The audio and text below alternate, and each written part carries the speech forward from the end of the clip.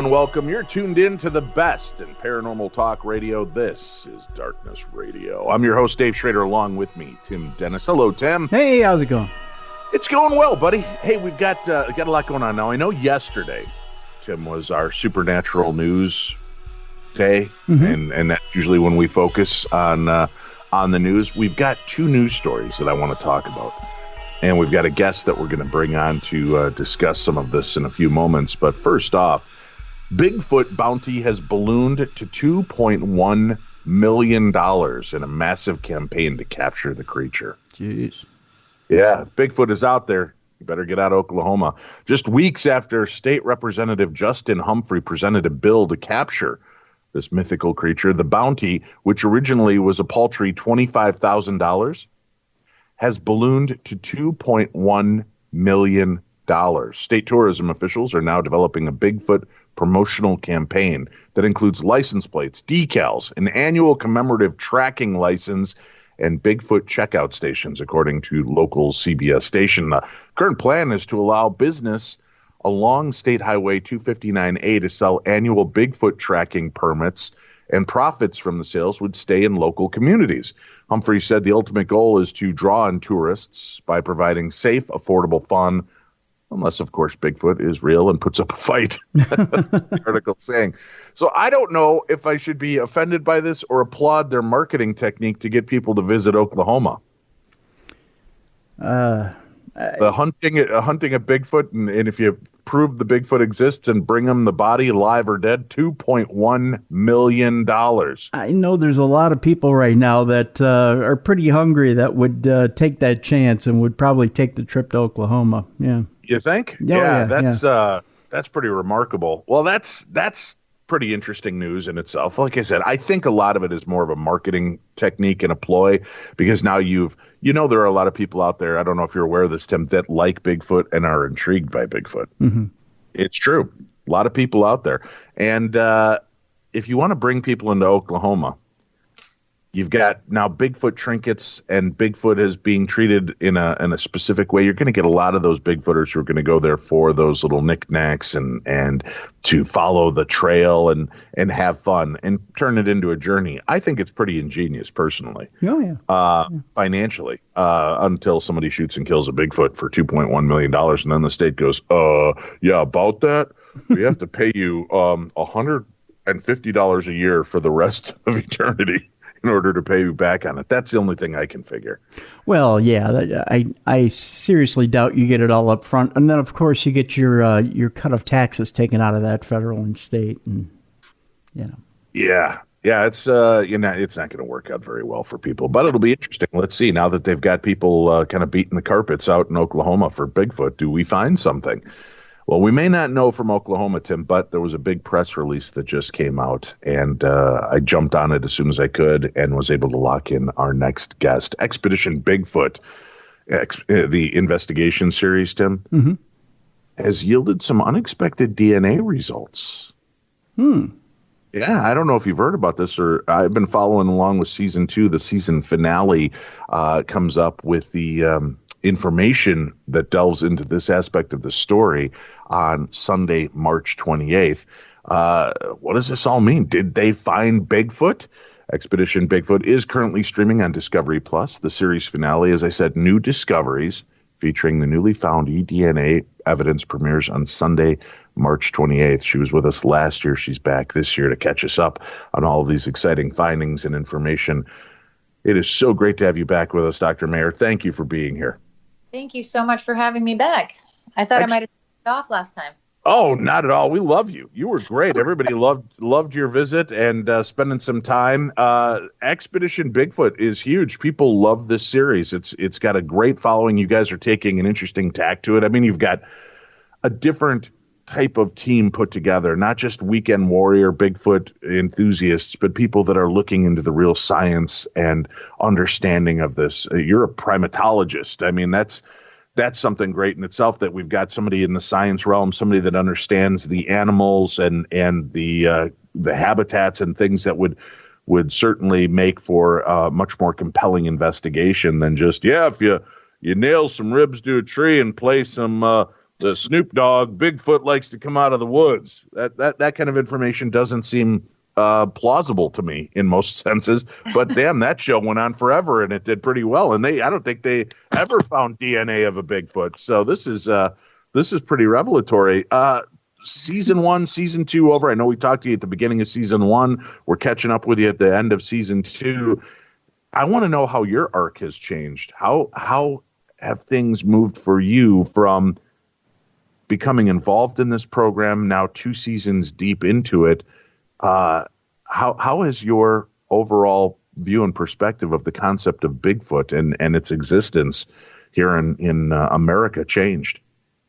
Well, when I was first approached about joining this team, which, by the way, as you pointed out, is incredibly diverse. Like, everybody brings their own unique skill set and perspectives, and I think that's really what makes this work, because a lot of what we see out there does require that sort of open-mindedness and different type of thinking. There's stuff I see out there on a constant basis that leaves me scratching my head, because it does not have a scientific explanation, which is, of course, what I'm really after.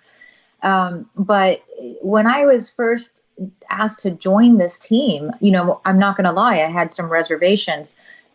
Searching for Bigfoot is not what I have typically done. I've spent the last 20 years, I always saw like the Bigfoot stickers, bumper stickers and all of that stuff. And I thought, that looks cool, looks fun. But it was not something that I had really given much thought to. And the last 20 years now, I have spent in many wild places, stemming from South America to Africa to Madagascar, searching for very rare and elusive primates, many of which we'd never even had photographs of or had never been studied. So it wasn't a completely crazy thought to have somebody like me on the team, because that's pretty much what I had devoted my life's work to. But I had reservations because, let's face it, Bigfoot is something that when you say it will oftentimes elicit a giggle and has not been taken very seriously by the scientific community. But I have to tell you, what really convinced me was, in fact, the team that was being assembled, the cutting edge technology that was going to be at our disposal, the different experts that would be brought in along the way as we uncovered new evidence. And I just thought, having this sort of support out in the field, searching for something, as elusive as Bigfoot is implied to be, this could really give us an edge. And I'm all for, exploration and advancing scientific knowledge and discovery. And I thought, what better opportunity than this? I discovered the world's smallest primate with my colleague in Madagascar. Talk about going to the other extreme, right? And possibly discovering the biggest. And so I had to ask myself, is this possible? Is it possible that Bigfoot exists? And the truth is, for me, is that yes, it is possible. The fact is we don't know everything that's out there. I think we're making discoveries all the time. We're discovering even new species of primates and mammals almost on a yearly basis. So while it seems we have all the answers, we don't. And nature very much remains a mystery. And that's really, for me, what it's all about. It's about the exploration and that feeling that we may discover something new. So how has my perspective changed since I came on? First of all, when I went on this expedition, I had no idea what to expect, other than I was going to run it the way that I would a typical expedition, anywhere, whether that's looking for gorillas in Congo or lemurs in Madagascar. I was going to do what I did in the field. And the team has been, incredibly open to learning those techniques and trusting, the background, my background, as I have trusted them and trusting what they've done out in the field. But I really wanted this to be grounded in science. And when these moments happen that really baffle me, because I'm standing there, I know what I'm seeing, I know what I'm experiencing, and science doesn't provide the answer or the explanation, that I think is what has really almost made me dive in deeper, because I can see that there's a very bizarre mystery with lots and lots of different types of layers to it, that, it's not, I want that hard evidence, but we got to put all these pieces together. And so it's been challenging to say the least, but it has also been filled with these incredible surprises, like this recent finding. We were in the Appalachians. We were in Eastern Kentucky. If I could hold you for 1 second on that, I want to get to the findings in a few minutes, but just kind of looking at the overall scope of this. If we look at other primates, do they leave footprints? Do they leave one or two footprints and then those seem to vanish and we can't explain that? Or are there any other attributes to Bigfoot and the mysterious nature of him that we can look at other primates and say, well, look, they bury or they hide their dead or they eat the dead, or, they are known to land hard and leave one or two footprints and then they move smoothly for the rest of it. So that might be why you'll only see one or two prints and then the rest are gone. What can you talk to us about that and how it might relate to Bigfoot and the strange phenomena that revolves around it? Well, I mean, humans are primates, right? And you go out to the beach and you're leaving footprints.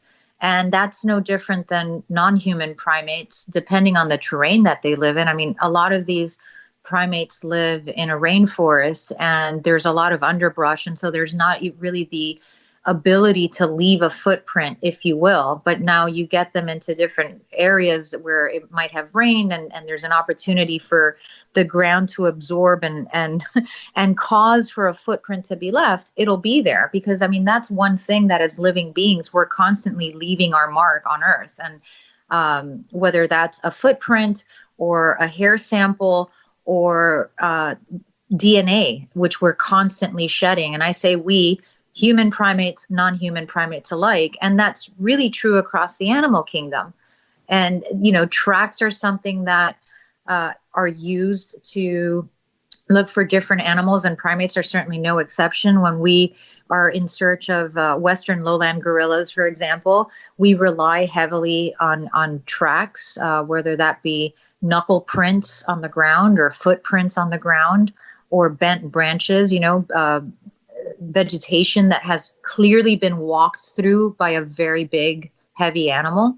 So it's the same skill set that we employ out in the field with these other primates that basically we're taking into the field in searching for this. And we're looking for those tracks, and not just the big tracks, but smaller tracks too, because if you think about it, for there to be a sustainable population of anything, there has to be different genders and different ages. And so in the field, for example, with a family of gorillas, they travel with their young. So you're going to get different sized footprints.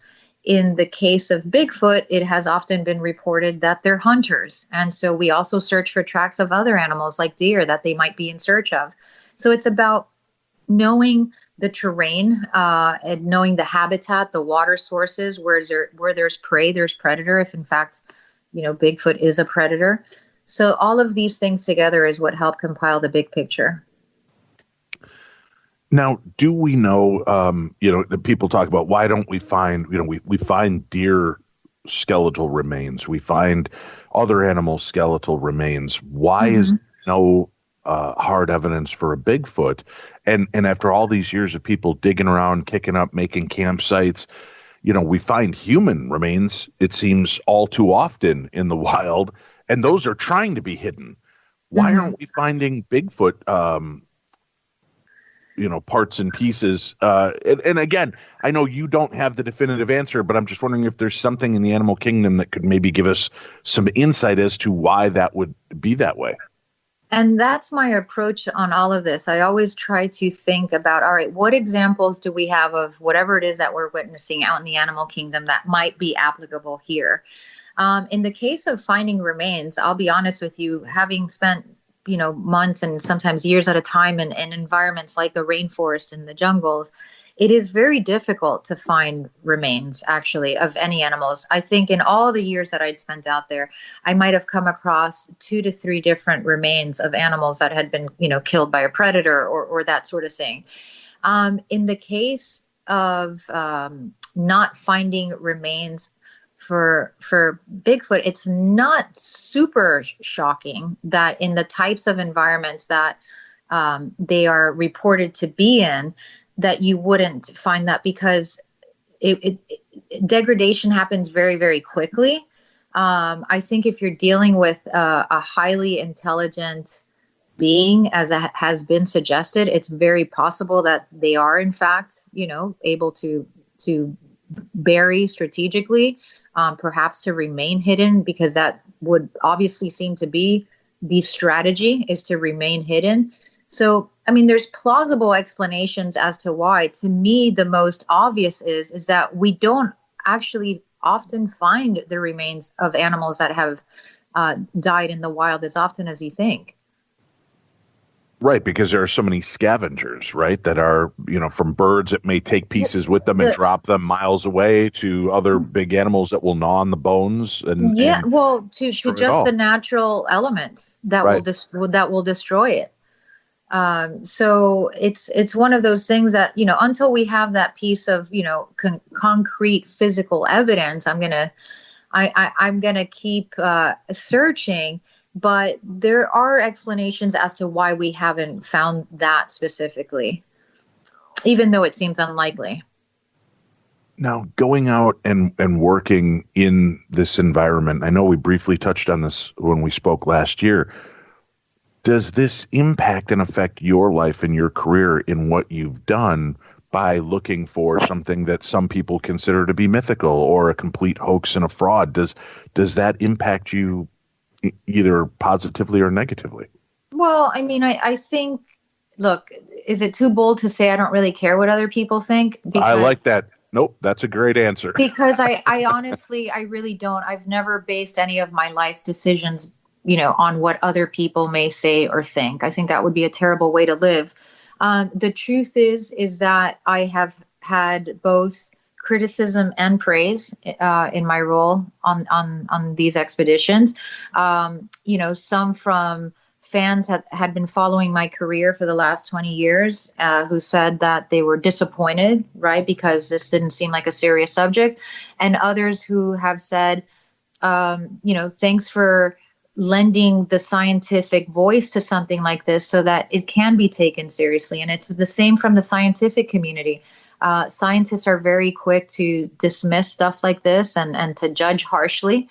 And at the same time, I've also been reached out to by other scientists who said, again, thanks for taking this on, because it's something that I think is very possible. And I have often suspected is the case. It just has not been taken on in a serious manner. So I would say it's been a mixture of the two. And my stance on that and will always be that I signed up to be a scientist because of my insatiable curiosity, because of the fact that it could lead to discovery. And I love exploration. And so if science is not about going on a quest to answer unanswered questions, then I don't know what it is. And this is exactly what this is about. Well, let's examine one other aspect of this and then start to unfold the new findings and what's been going on with season 2. Mm-hmm. Have you found yourself, obviously, there are going to be times when somebody gets excited during an investigation and thinks they're on the trail and we're on something, there's something here.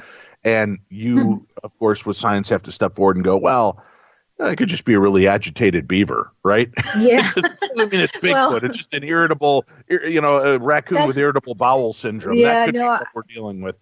But have you ever had it flipped on you where you're excited and you think, oh, this is it, and one of the other team members are like, no, I don't think so. Has that dynamic that has never happened. No, okay. No, it hasn't. I have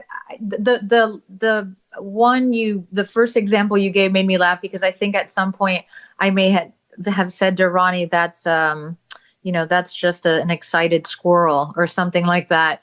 Right. And so I think it's really easy to get caught up in those moments because especially for, Ronnie LeBlanc, who's my, teammate in the field, and a very dear friend now, this has been his like life's passion, right? I mean, and he had an experience when he was very young.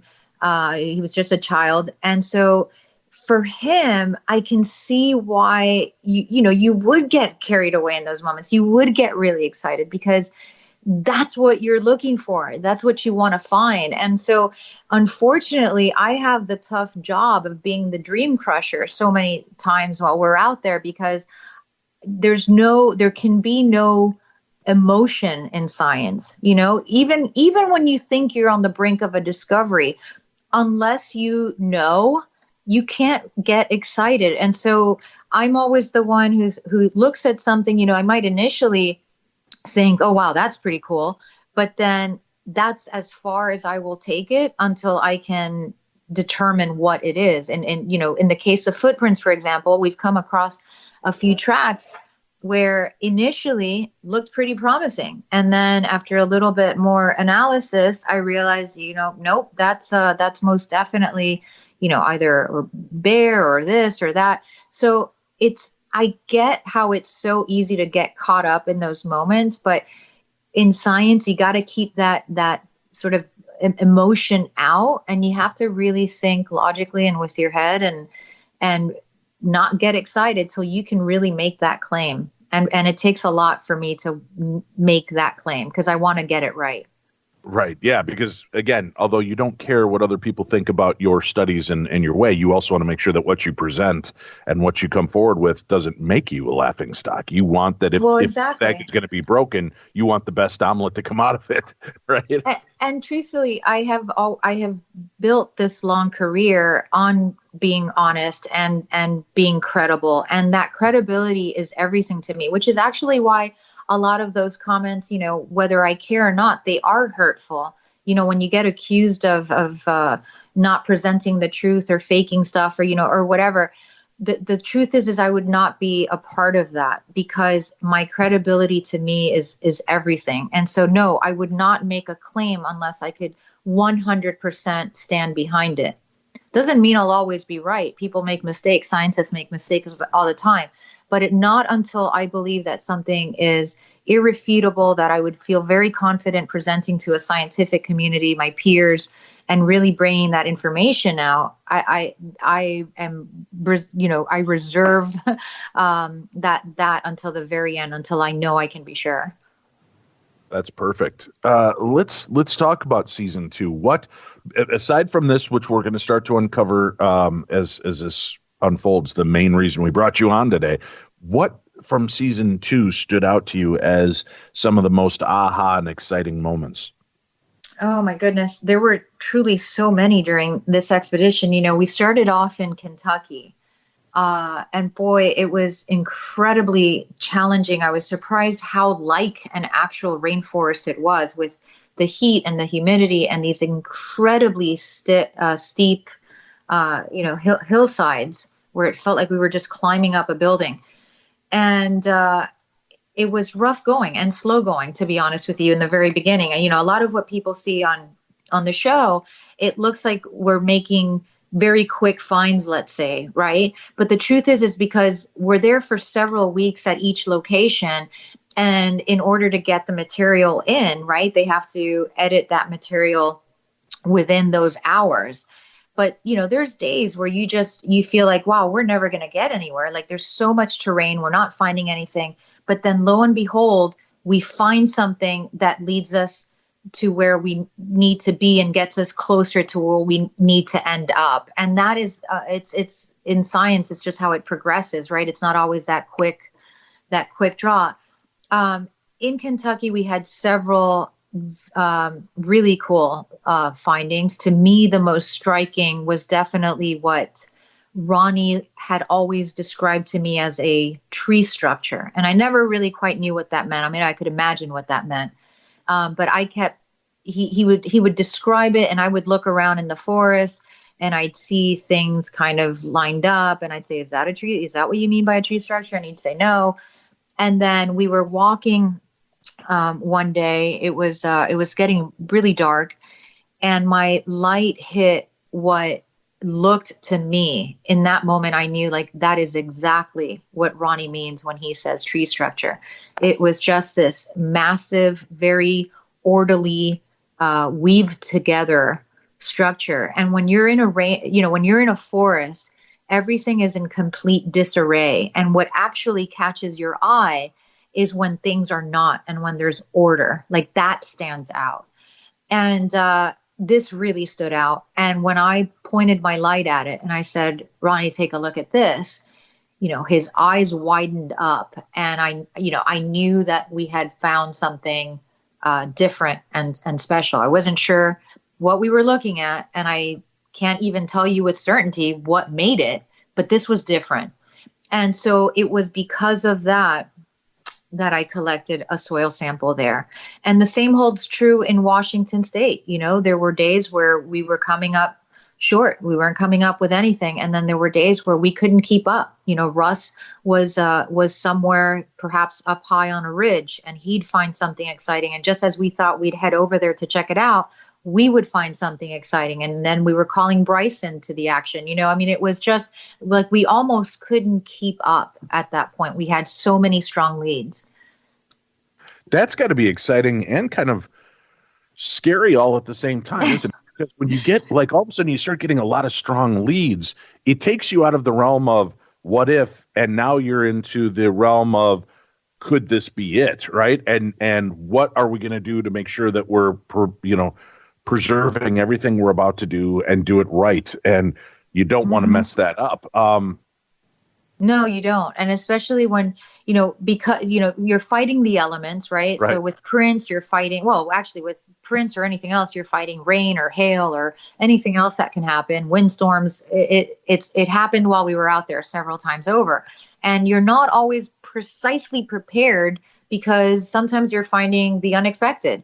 And so you might have left that at base camp because you can't possibly take everything with you on these, very long treks up a hill, because we're walking 12 hours a day sometimes, so you have to be careful because, injury is a very real thing out there, especially when you're physically exhausted.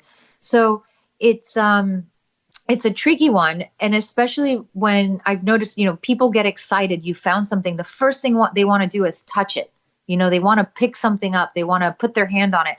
And it's that quick reaction on my part, like, don't touch anything. You have to treat it like a crime scene, because if you are, if you are to collect any sampling for DNA analysis, you want to make sure you haven't contaminated it. So again, this is where emotions need to be kept in check, but it's tough because we were honestly coming across stuff. I had one, and I can talk about this because it has aired, but I had one incident where, Ronnie had stayed in one spot, Russ was somewhere else, and I had chosen to go down to a river. And it was late at night. I had cast my light across the river, which I would, normally do just to see if you see anything, but also see if there's any openings, entrances or exits that animals can use, because you do want to, there are other animals out there that you want to be aware of. Not least of all, bears and such. And I had done this, I had panned my light, nothing. So I set up in a spot and I took the thermals out. And in that second that I lifted the thermals up, I couldn't believe what I was seeing on my screen. I just thought, I didn't even pan the area. I literally just lifted them up. And then some very strange things started appearing, which I at first thought there was a glitch, it was a problem with the equipment. And I was asking my cameraman and one of the techs, like, is this okay? Like, is this working? Because there's little, what looked like lights overhead, right, of whatever was moving. And I was seeing that was that was giving off this heat signature. And so I'm radioing into Ronnie. I'm feeling really confused by what's going on, because there's clearly something big giving off heat in front of me. There's some weird lights going on top, which don't make any sense. And then I realized, wait a second, these thermals, they pick up heat, but they don't pick up light. So what is that floating, right? What is that floating on top of whatever it is that I'm seeing? And so it's moments like that where, yeah, you're excited. Honestly, you're also me. I guess I should say I am excited, but I'm also confused because I don't really know what I'm looking at. And then even stranger than that is, okay, so now I've got it in my sights, at least through the thermal, and I lifted my light again, my flashlight, and I pointed in that direction, and there's nothing there. But I can see it through the thermal, but not with the naked eye. Wow. Yeah. I mean, moments like that are when I go back to my tent at night and I spend the entire night thinking of any possible explanation for what I've just witnessed. And I don't always come up with one. And in this case, I still have not come up with one. We need to take a quick break. We will come back and continue having this conversation. Fascinating stuff. I'd love that. And I want to find out a little bit about, after a night of rest, seeing something like that, how does your brain process it? What do you take away from that? Fascinating stuff. Again, Expedition Bigfoot. Make sure you're checking out the season finale. New Discoveries will be airing on March 28th. Of course, you can check out the other episodes before there. Discovery Plus is the place to check out this series and keep up with all of it. Binge watch, catch up quick. If you haven't had a chance to watch season 2, you want to do that. This is, I think you guys have put together far and away one of the best programs of its kind in research and looking for Bigfoot. So I hope people will take a look at that and find more information. We also have links up for the show and for Dr. Mayer's book, My Journey from NFL Cheerleader to National Geographic Explorer. So you can find that as well, and some of her social media links. That'll be on today's program guide. Stay tuned. We'll be back with more of the best in paranormal talk radio. This is Darkness Radio.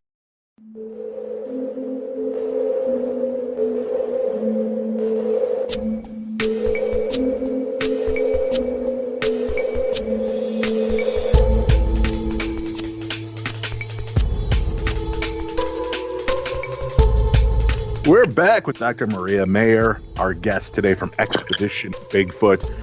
All right, Doc, you tell us this amazing story. You see this, you can't see this light with your naked eye, but you can see it through the thermal camera. It's not a glitch. It's not an artifact, something that, just a mistake from the camera. You go back to your tent for the night. How do you start to wrap your brain around that type of experience when you're out looking for Bigfoot and suddenly you start seeing other strange phenomena? How do you, I don't know, Peter Brady'd my voice there. How do you go from that discovery back into the mindset of what you're there for as well? Or do you start to see if maybe there's a link between the two? Well, I mean, so here's the thing. I'm looking for physical, tangible evidence. And this sort of stuff throws me because I know what I saw. I know what I witnessed. I don't have an explanation for it. And I also know that so many of these encounters that eyewitnesses report are surrounded by similar occurrences of, people talk about lights and orbs and just all sorts of things, which honestly is not in my wheelhouse. And part of the reason that I do love working with this team because, I immediately hand that off to Ronnie, who knows all about that and knows about the different lores and stories. But as a scientist, it's very hard to consolidate the two because, very different schools of thought, right? I can't deny the experience. I can't deny what I've personally witnessed, but I'm still looking for the physical and tangible. I think what makes this for me interesting and just such a cool mystery is that in trying to put together a puzzle, you can't skip using a piece because you don't like it, right? Because it doesn't, you have to look at all these different pieces. And so I do take those accounts into consideration. I mean, one of the things about the eyewitness accounts that I've realized in my time on, working on these expeditions is that they're so consistent across the board. So many of the details are present in each and every one of their stories. And so then when I say have it happen to me out in the field, I take note of it, right? I feel like, perhaps this is something we truly don't understand. And these are pieces of this big picture that ultimately maybe one day will have an explanation, right? So I think there's a lot of stuff that we still don't fully know or comprehend. And maybe this will make sense someday. In the time being, for me to be able to be convinced and say, this creature is real, it exists, it is more than just a legend, and we need to put it in the science books, I'm still going to need that physical, tangible evidence. You get out into the field looking for this evidence. You come upon this architecture in the woods, something in the chaos that's made of order. I'm curious about this, and I don't mean it dismissively at all, Dr. Mayer. You're out with a film crew. What happens when you round the corner and holy shit, Bigfoot's standing there, right? I mean, there's no more wondering. He's right there, and he doesn't look happy. I mean, what's the, all of these Bigfoot investigators and Bigfoot hunters, I ask them the same question. I'm like, what's the end game if you run into one? Did you bring a net? Did you bring, what do you do? What's the plan? I probably have to turn to Ronnie and say, we're going to need a bigger net, right? Exactly. So I mean, that to me is the dream. I mean, I know that sounds really crazy, but obviously I would love that. I mean, I would need more than that, because we have all these accounts. We have witnesses saying, but I saw it. We have the blurry pictures. We have the fuzzy videos. So we're going to need more than just turning the corner and seeing it. But for me personally, I would love for that to happen. And having been face to face with charging silverbacks that weigh over 400 pounds and forest elephants in Africa that are far more, they really get your adrenaline going when they come chase after you. I get it. There's no question, because no matter how many times I've been charged by a silverback, my adrenaline, my heart races every single time it happens. You can't help it. It's like a natural physiological response. And I would imagine a situation like this would be no different, and perhaps 10 times as much. But that is the payoff. That's what we're out there, looking for. So if that were to happen, great. I hope the cameras are rolling, and then we're going to have to go find that big net, I guess. I have to ask you, because you've got an interesting perspective most of the world won't have. What's it like to be standing there and be charged by a silverback gorilla? Have you just come to terms with your God at that moment? You're like, well, it was a fun run to this point. It's intense. And the first time that it happened, I remember my trackers who were very experienced and had lots of encounters with these silverbacks and being charged. They were just as wide-eyed as I was. Like it hits you every time. Having said that, the more times that happens to you, you also get a bit complacent, right? Hopefully never too complacent, but you kind of go, oh, we sort of pissed off the silverback today. Got to back up a little bit, ease up, let him have some space, or that he's clearly bluff charging and it's going to be all right. But you also always know in the back of your head that these animals are capable of ripping you in half if they want to. I mean, they certainly have the strength and the capability to do that. So there's a lot of respect there. But it's exhilarating, and dare I say, sometimes can be a bit scary. I had one silverback in particular, who not just charged me, which again, typically it really is a bluff charge. They're not aggressive animals. This particular gorilla had a terrible day with the other females in the group. They were just, ignoring him as females will, and would not listen to him. And he was just in a really bad mood. And suddenly I became the only, let's say, female left behind, right, that stayed with him. And he decided to take it out on me. So he charged at me, but not in a bluffing way. I did everything the textbook said not to do, which is to move as quickly out of the way as possible, because textbook says, you crouch, you pretend to eat leaves, you look submissive, all of these things, and then they just keep going about their business. I knew in that particular instance that he wasn't messing around, and I very quickly turned and got out of its way, and then he backed up. So I think a lot of this too, when you say, well, what do you do? Well, at least there's textbook written on what you do with, let's say, a gorilla or an elephant or a bear.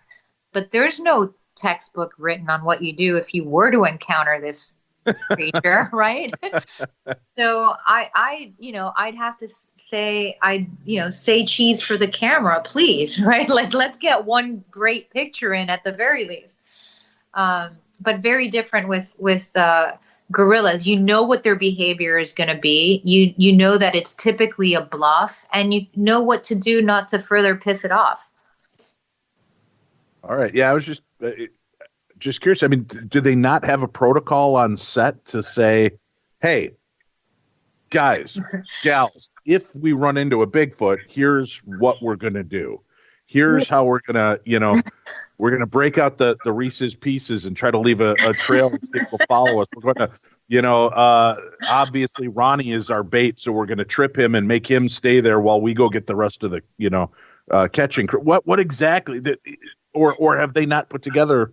Well, I mean, because then that would make the crew the experts, right? And who's the expert on Bigfoot? No one is. So, we're relying on our experiences in the field because, Russ is obviously ex-military. He's a survivalist. He knows his way around the woods. I have had 2 decades of experience living in incredibly remote places in the middle of nowhere, deep in the Amazon and different parts of Africa and South America. So I rely on my experiences and instincts and skill set to get me through decisions out in these places, right? Because like I said, even though you're not in some wildly exotic place and, out of the country, and these places are really wild. And in fact, one of the things that I realized in the area that we were in Kentucky is that this was an area that initially had been filled with wildlife and had been overrun by humans and miners in particular. And now, after many years of miners not being in that area, nature had reclaimed it. And everything was grown over, and wildlife was once again thriving. Bears were back, And so these places are incredibly wild, and that's what makes them ideal hotspots when you're searching for something like this. Because if you're working under the idea that this is a very large mammal and, perhaps a predator, as it's been reported, then you need an area that can sustain life and that can sustain a creature of that size that provides shelter and food and water. And so these areas provide that just because of just how wild they are. I'm fascinated. I'm excited about the concept of being out in the wilderness and trying to do this, but knowing animals in the way you do, and I understand you have a job to do here and protect with the TV show, but at what point does it, our chances of running into one is going to be very slim because we have a film crew and a large group of people sending a whole lot of smells into the air that these animals can probably pick up on, or at least hear us and know that we're there. They're going to avoid us like the plague. Or is that not really a concern because animals, out of curiosity, will come to seek and see what's encroaching on their area? That's an excellent question. And the answer is it's mixed bag, right? So, for example, I've done documentaries on animals, whether it's, again, gorillas, primates, chimps, leopards, giraffes, elephants, all of these. And different animals react to humans' presence very differently. So, for example, in the case of the Western lowland gorillas that I filmed for several documentaries, they took more than 17 years to habituate by scientists, different teams of scientists working in different parts of Africa. They wanted nothing to do with humans, mostly because for centuries humans had hunted them, and they didn't trust us, rightly so. And so, animals most certainly know when humans are there. They can see us, smell us, everything from miles and miles away. Rather, even primates that don't have the strongest sense of smell, like if you notice, primates don't have a long snout like canines or other animals that do rely on their sense of smell more. So we're not, primates aren't the best of smellers, but they know you're there. There's no question about that.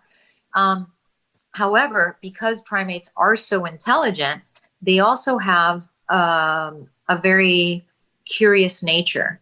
And so many times after they have grown to trust or grown accustomed, let's say, to having people around, they will get very curious. And, especially like the youngsters will sort of break that threshold and come close and tap you on the knee or try to grab your backpack or, whatever. They want to take a look at you. They're curious about the cameras. They're curious about everything that's going on.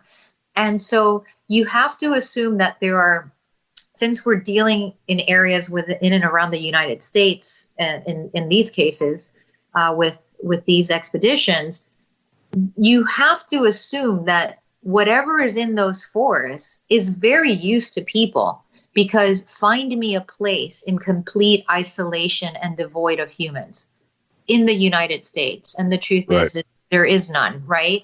So for as wild as these places are, let's take Yellowstone, for example, there's amazing wilderness in Yellowstone, but it is not devoid of people, right? And so the same is in all of these areas. Miners had been in that area. Hikers, I'm sure, are in and around those areas. We go really quite deep into those woods, but that doesn't mean that other hikers haven't or won't at some point, right? So it's one of those things where the more an animal is exposed to humans and they live on the fringes of, communities and cities and that sort of thing, then they're not going to run every time a human shows up. In fact, they may very well get curious as to, okay, now we've got a couple tents in my path. Who's that? What's that doing there?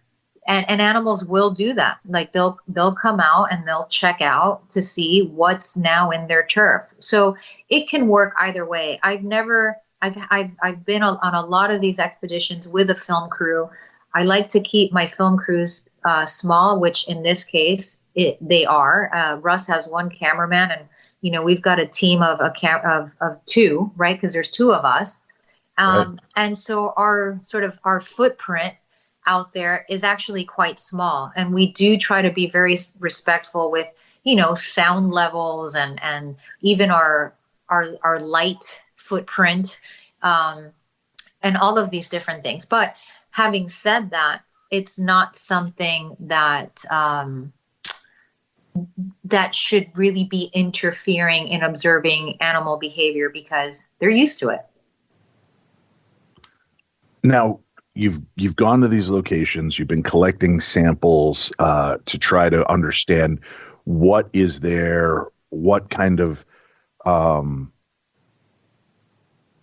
creatures may be indigenous that we just don't know about. First of all, how do you discern what you're going to take as a sample? When you're taking a soil sample, you've got to assume many animals have crossed that path at one point or another. Mm-hmm. So is it just a fishing expedition? We take a sample, we send it in, and we get rid of the raccoon and the possum and the crow droppings, and then whatever's left is the or possible aha? Right. So very good question, because you have to be selective, because running these samples is quite expensive. And so what I was doing, it was taking soil samples from areas where we had detected some sort of unusual activity. So, or a point of interest. So for example, in the case of a footprint, that we wanted to later analyze, right? I would take a soil sample from there. I mentioned the tree structure. Well, it was actually the soil sample that I took from underneath that tree structure that yielded these very surprising eDNA results. And so, yeah. When you're taking that DNA up from that area, just out of curiosity, DNA boggles my mind of what exactly is it that you're collecting? Is it bits of fur? Is it scat? Is it, what exactly is in there that's part of what you're sending in to be tested? So when you collect DNA, I mean, you can extract DNA from hair samples and scat and any of these things. But when you're taking soil for eDNA, the eDNA is the genetic material that's naturally left behind by animals in the environment. So basically what the scientific analysis of these samples does is it helps to generate a snapshot of any living creature that was in that area. So you're not going to be surprised to find human DNA, and you're not going to be surprised to find bear and hawk and deer and anything else that that may have set foot or shed DNA in and around that soil. It's going to be in there. You're going to see it. And in fact, eDNA has been a revolutionary tool in conservation biology because of the fact that you're able to get this screenshot of the biodiversity without ever having to lay eyes on an animal. So it's pretty amazing. And especially when you're working with rare and elusive animals, many times this is the way to find out, well, are they in this area, and how, what's their population density, which is a little trickier to find, but you can make some fairly accurate guesses based on that. But in this case, what we were not expecting to find was chimp DNA. And that's what this eDNA result yielded, which is that in this case, it wasn't just hundreds of reads, which would have made it questionable. It was thousands of reads, which makes it far more compelling and interesting. And as I've said over and over, and in fact, we talked about this earlier, I'm not going to run out with this as we have, here's proof, because we haven't found that. But what we have found is a very compelling piece of evidence that requires and warrants further investigation, because there's no reason why there should have been chimp DNA in that soil. Yeah, that's pretty remarkable. Now, we hear that there are people that have domesticated animals, and chimps in particular, right? Yeah. We know that, and that some of them have gotten free. There's been these wildlife sanctuaries, things like that. In your mind, is that more than likely what you're going to end up finding out? Is that something like that could occur? Or when you look at this chimp DNA, are you able to tell that there's something off about the DNA, that it's not just chimp, but that it's something newer? So there's a couple of questions in there. Yep. First of all, you cannot exclude the possibility that someone could have had a pet chimp that escaped. Is that likely?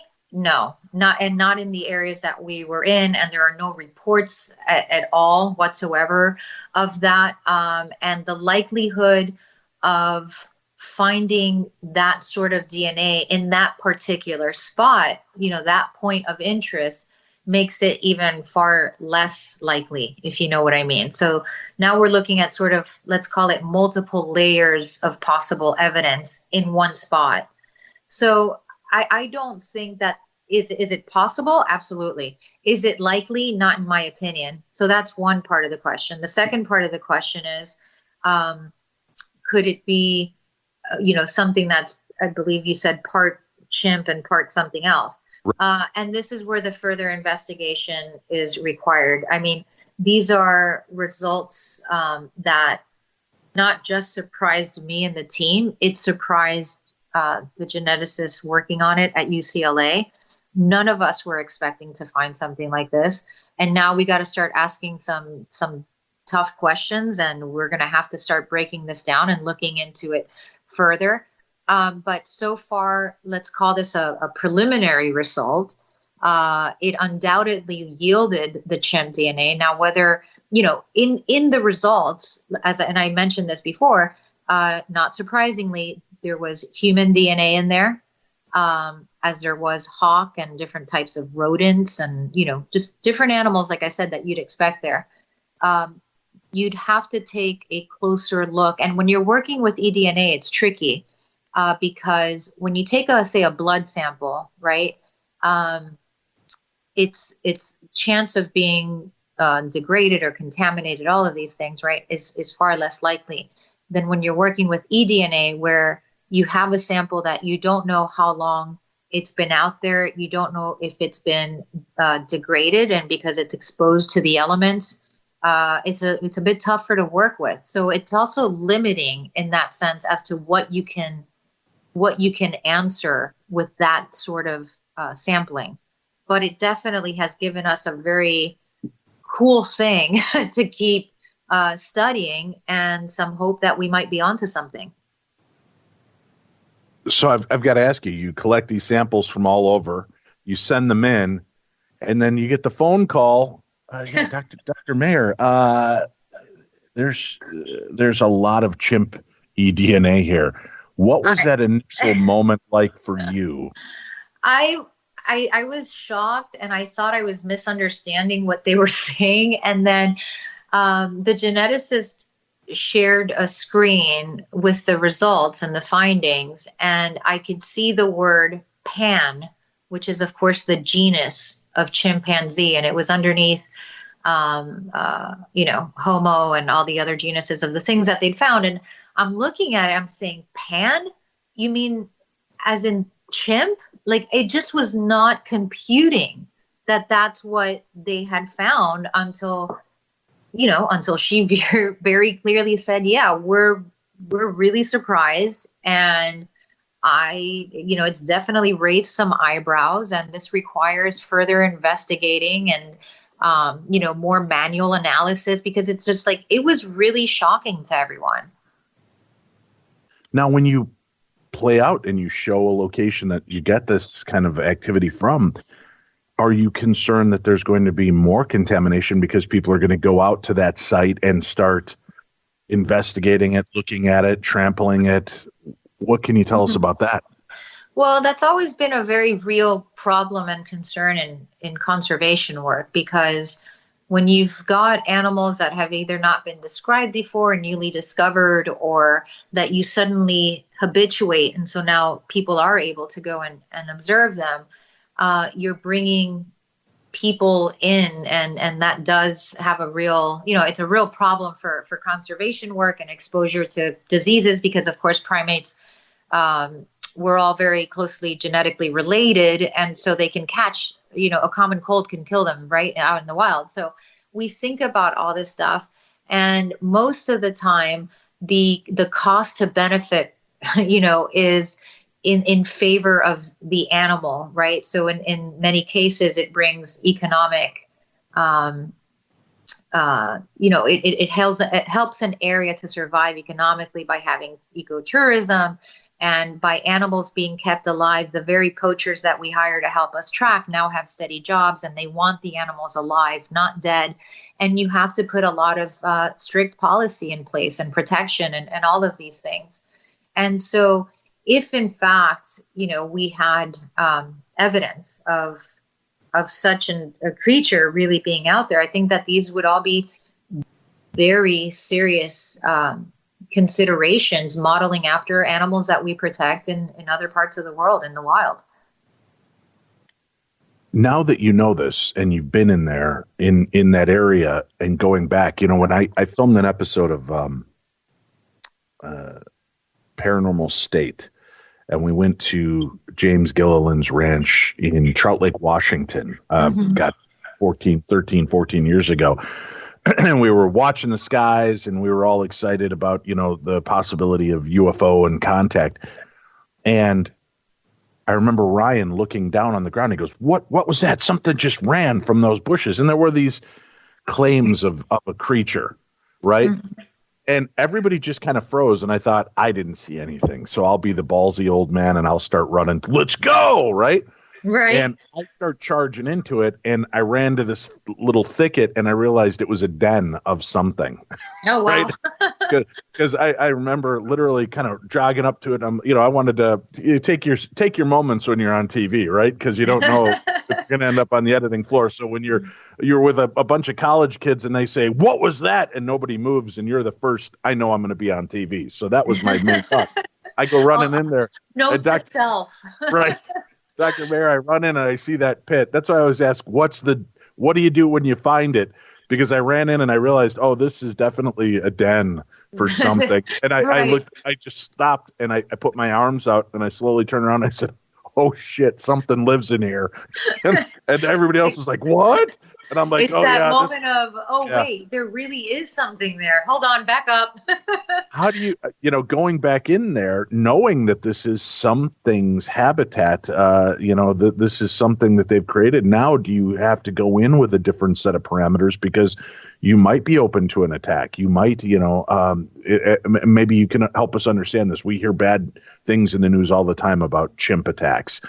They seem very aggressive. And if you are encountering them in their element and they feel threatened, how badly can that go for you and the crew? Well, I mean, there is calculated risk, no doubt, in all of this work, and I've always known that. Every time I step out into the field, I mean, if I were to step out there thinking, oh my God, I'm gonna die, or I'm scared, or just thinking of the million things that could go wrong, which, by the way, could go wrong, then I really shouldn't be in this business, right? So I just applied that to this scenario where that is the moment we are after. If it happens, that would be the huge payoff. That would be the big, scientific discovery. So that's what it's all about. Having said that, I would draw from all of my previous experiences in the field with potentially dangerous wild animals. And like in any other case, hope I made the right call because you don't know. I mean, but That's part of the allure of exploration is you don't know. That's what makes it exciting. I don't have a death sentence or a death wish. Yeah, you do. Yes, you do. You're going out messing with silverback gorillas in the middle of the wilderness. You kind of have a little bit of a death wish. I'm not gonna. You could try to turn it around on me. I don't. They're gentle. Listen, I get nervous when I walk outside and a squirrel stops and looks at me side eye. I'm pretty sure I'm pretty close to becoming its meal if I don't do something quick. So a rabid squirrel. Now you're in trouble. Right. Oh, God. I know we don't want to give much away because, we want people to watch the next couple episodes of Expedition Bigfoot, and we want them to follow along on your findings of what happens next season. But with that information now, obviously it elicits the fact we need to go back and follow up. How much more time now that you have a possible hit to a major site? Mm-hmm. Do you think season 3 revolves around that site, and let's expand our parameters and what we're looking for, where we're looking, and does it become more of a focal point as opposed to each week we're kind of on to a new location and a new possibility? Well, so I'll be very clear, Discovery Plus and Travel Channel, if you're listening, we don't actually yet have a season 3 in the books, right? So no, but they can't leave you on a cliffhanger. They cannot leave you on a cliffhanger. But no, of course we need to go back to that site. I mean, we need to really investigate this, and I can't give too much away. In fact, I can't give any more away than I already have, but you'll see why in the last episode it is absolutely necessary to go back to that site. To me, there's no question that if there's a season 3, Washington State needs a revisit. Fascinating stuff. Do you think, just kind of putting it out there, with the technology that we have today, mm-hmm. the drones, things like that we're able to go in and satellites that can photograph a license plate from outer space, mm-hmm. we going to find definitive proof of Bigfoot if it exists in the next 20 years? Do you honestly believe that that's kind of the place we're at now? Or do you think that they've been so elusive and so good at what they do for so long, if and when we find them, it's going to be completely happenstance? So, oh my goodness, you ask great questions. Because that's a tough one. Thank you. You know, you really do, and you have a good radio voice. Anyone tell you that? So, here's the thing: if I thought that it would be impossible to find something out there, I wouldn't be doing this, right? And that's been the case on so many of my expeditions where people have said to me, "No way, you'll never find it." Other, world-renowned scientists have gone out there and tried and they failed, and it's impossible. And I've gone out there and I've been, incredibly diligent and thought of giving up several times, not going to lie, because you just get to the point where like, boy, maybe I really am not going to find it, and then found it. So if you're not out there, then no, you're not going to find it. I think with the technology that we have, and just field boots on the ground, which is really what's going to make all that difference. I think that there's a chance. I mean, if there is something out there, I definitely think that we have a chance of finding it. Do you believe then that this creature that exists, is it going to be some kind of sentient crossbreed, or do you think it's going to be just a form of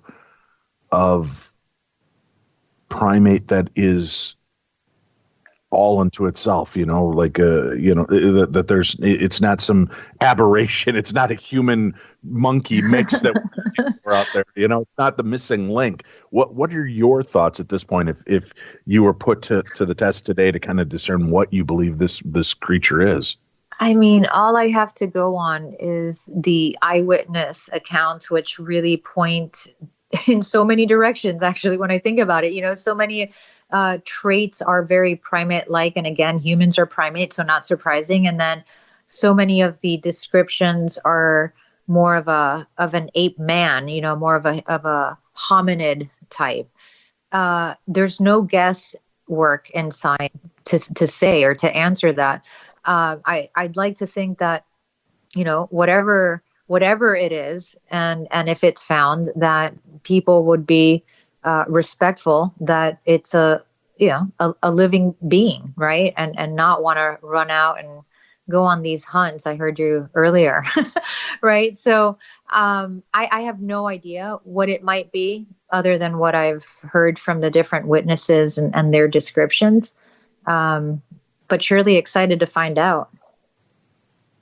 And I can't remember, Tim, maybe you remember, there was a state that we talked about a few weeks ago that is literally they want to provide hunting license for Bigfoot and encourage people. And it wasn't the story we read today, but it was a different one. Where do you stand on that? Obviously, as a conservationist, that concept has to be horrific, but in order to make the omelet, do we need to crack one egg so that we've got one body we can understand, we can test, we can do, so that way we can protect the species on the whole? Yeah, so historically that's been the case, and that's something that I don't really subscribe to. And one of the challenges that I had when my colleague and I discovered that new species of primate in Madagascar is that they wanted us to take not one, but two specimens, a male and a female, because that's what traditionally has been done, right? And you get the sense of for the protection of an entire species. But to me, the entire species is no more important than these two individual lives. So for me, that was a very difficult thing, and one that I didn't adhere to or subscribe to, and fought all the way to the end. And the discovery was accepted without the two dead bodies. It was based on genetic work, photographs, video, and two live specimens taken into captivity. And then when they die, then they would become the type specimens for that species. So as you could probably guess, I'm not a big fan of hunting, and I'm certainly not a fan of hunting in the name of conservation either. And that's a whole other discussion that we can have at some other point, because that's a long and complicated one.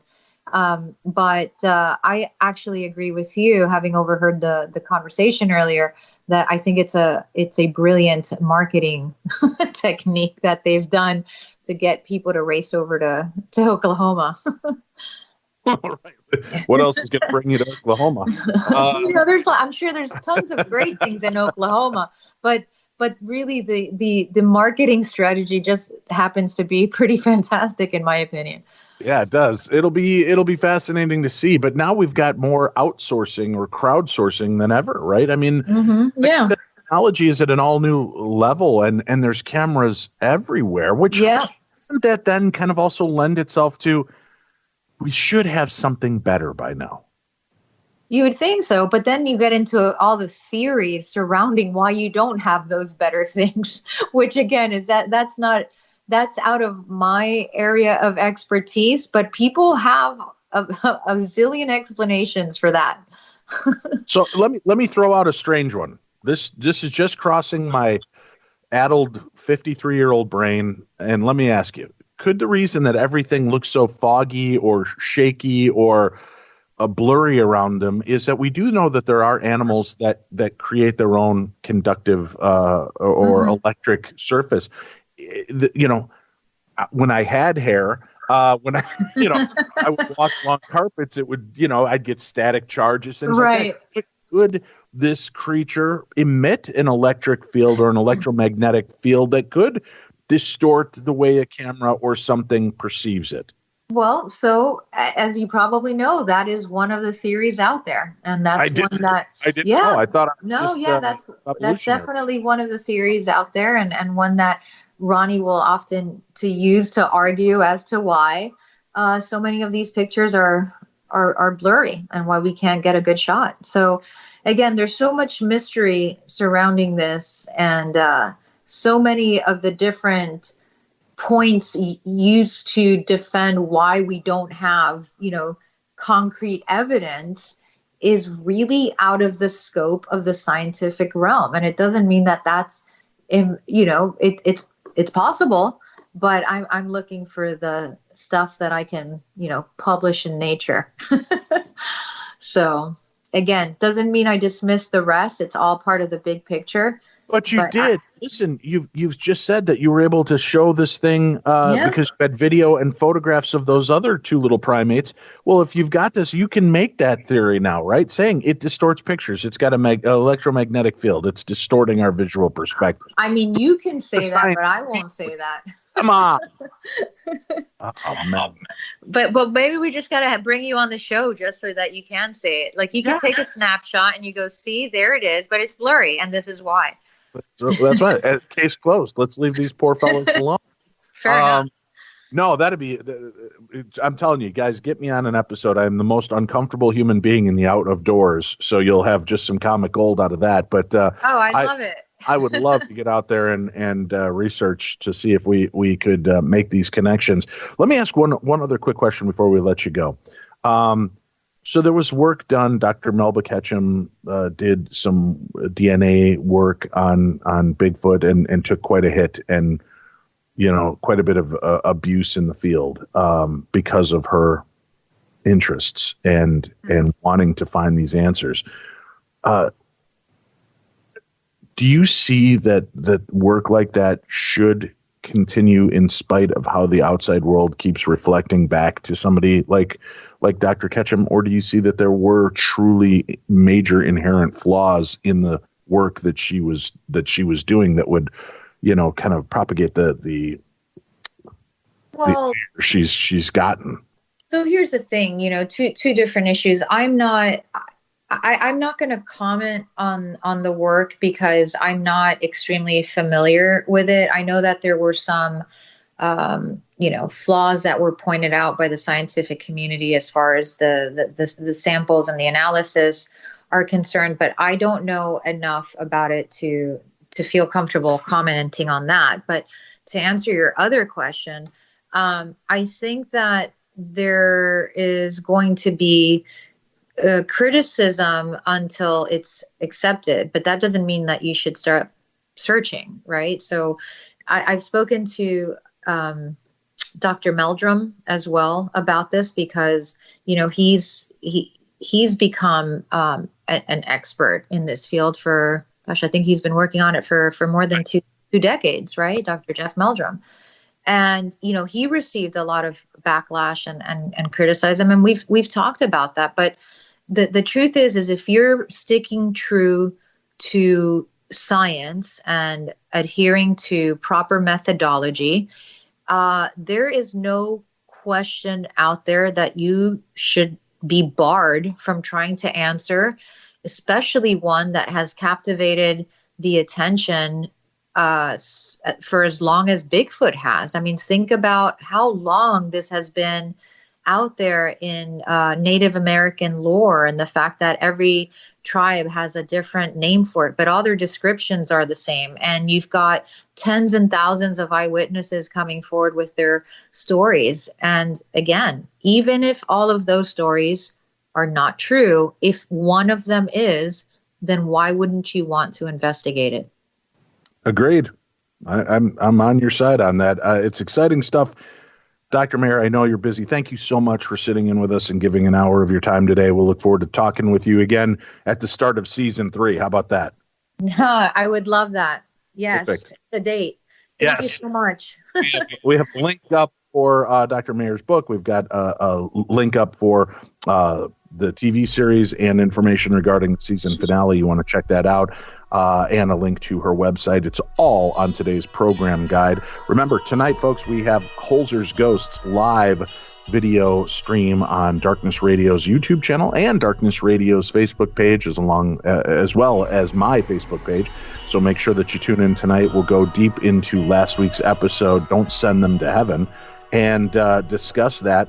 I'd love for you guys to check that out. Tomorrow will be the special audio presentation of that episode, so you can tune in. But be a part of the live one tonight. Watch along, ask your questions, be a part of it. That's it for tonight. Thank you very much for tuning in and spending your time with us. We'll be back with more of the best in paranormal talk radio. I'm Dave Schrader. That's Tim Dennis. And this is Darkness Radio.